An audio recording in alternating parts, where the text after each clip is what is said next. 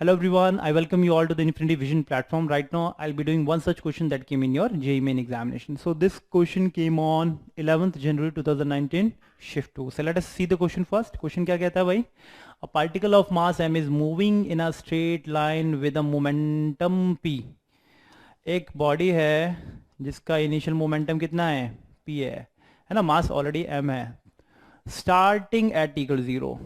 तो मतलब t = 0 पे आपने ऑब्जर्व करना स्टार्ट किया है. एट t = 0 पे a force F acts on it which is F = k × t के बराबर है ना, in the same direction on the moving particle during time t so that its momentum changes from p to 3p. मतलब कि इस पे force act करना start हो गया t = 0 टाइम पे, ठीक है, और वो वेरिएबल फोर्स है, वो टाइम डिपेंडेंट फोर्स है, तो धीरे धीरे क्या होगा, इसका मोमेंटम चेंज होता जाएगा. तो पूछा है एट टाइम कैपिटल टी जाने के बाद इसका मोमेंटम ऑलरेडी आपको गिवन है विच इज 3p. तो k इज अ कांस्टेंट, तो t की वैल्यू क्या होगी ये पता करना है आपको, है ना. तो हमें ये तो एक्सप्रेशन ऑलरेडी पता है कि फोर्स होता है change in momentum per unit time.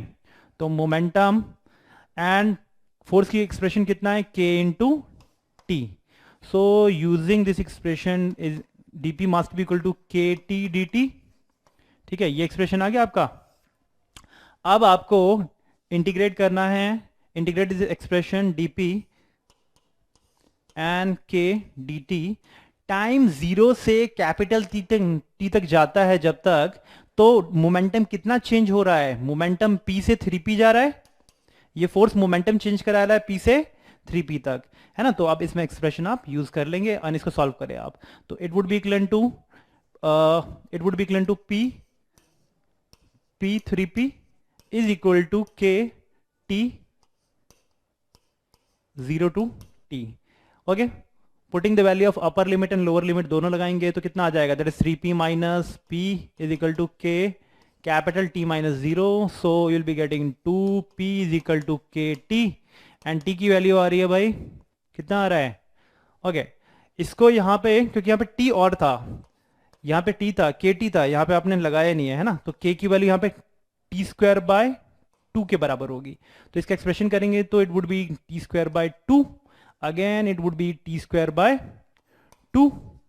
So t की वैल्यू कितनी आ रही है, it would be equal to 4p/k, है ना. तो t की वैल्यू कितनी होगी, √4p/k.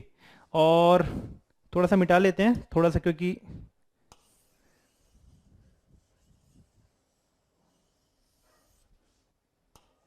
ठीक है, ये एक्सप्रेशन देखो, k t² / 2 आ रहा था, सो t की वैल्यू पुट करो तो t² / 2 माइनस 0, ठीक है, इधर तो here it would be equal to 2p.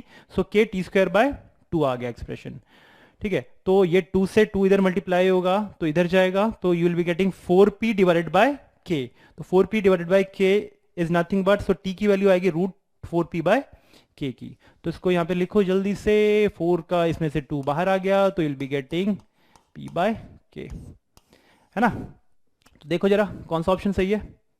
So D would be your correct option.